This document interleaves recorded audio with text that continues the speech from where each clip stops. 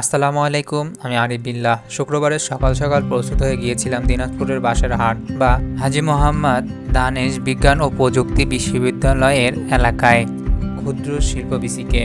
এখানে উত্তরবঙ্গের সব মধু চাষিদের দীর্ঘ 4 দিনব্যাপী বার্ষিক মিটিং হচ্ছে, কিন্তু আমি একদিন উপস্থিত হতে পেরেছিলাম এবছর নতুন হিসেবে।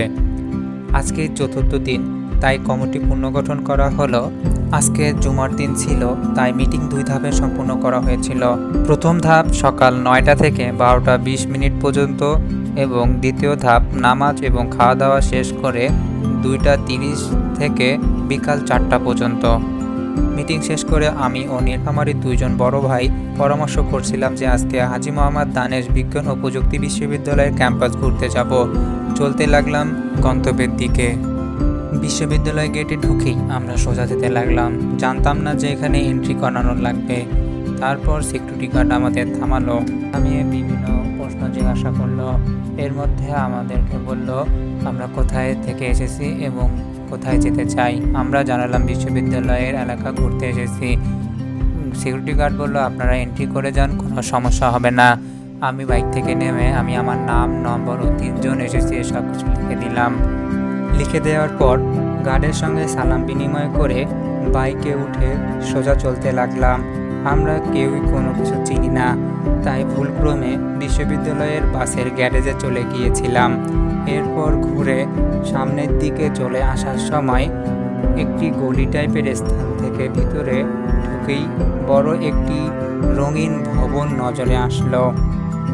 জানি না কি ভবন। বড় ভাই বাইক দাঁড়া করালো, তারপর একটু দাঁড়িয়ে ভালোভাবে দেখলাম। আজকে শুক্রবার থাকার কারণে ক্যাম্পাস সম্পূর্ণ ফাঁকাই ছিল। পিছন থেকে বড় ভাই ডাক দিয়ে বলল সন্ধ্যা হচ্ছে, যেতে হবে। আবার বাইকে চেপে সোজা যেতে লাগলাম। যেতে যেতে মনে হয় প্রশাসনিক ভবন। এরই সামনে বসে কিছু ছাত্রছাত্রী গ্রুপ স্টাডি করতেছিল। বুঝলাম না 2 জন মিলে 10-15 জনকে কি বোঝাচ্ছিল।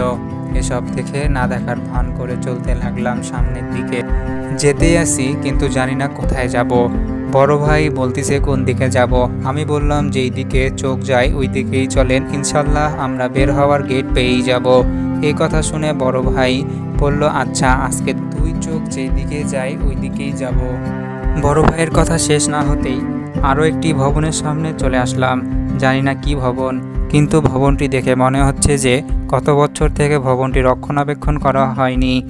আবার 2 চোখ যেদিকে যায় চলতে লাগলাম সামনে। আমরা নতুন বুঝতে পেরে পিছন থেকে বাইসাইকেল চালিয়ে এক পিচ্ছি এসে আমাদের মজা নিল না মজা দিয়ে গেল তা বুঝে ওঠার আগেই চলে গেল।